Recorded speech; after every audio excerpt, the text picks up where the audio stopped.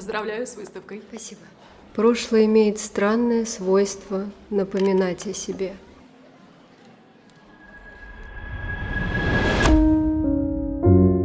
Все началось в выпускном классе. В нашу школу пришел новенький. Продолжай. Неплохо получается. Пап, я у Игоря останусь. Так, У него мама.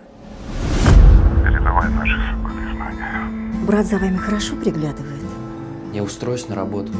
Не вечер, Питер наступительный меня точно не не отпустит. слышали скрип двери. Ты должна показать работу.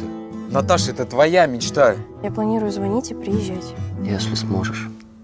Ты прощаешься? Проснись, Герда, ты одна сможешь разогреть его тело. Ты определись, что тебе важно, а что не важно. Последние минуты, последние снежинки, упавшие с неба.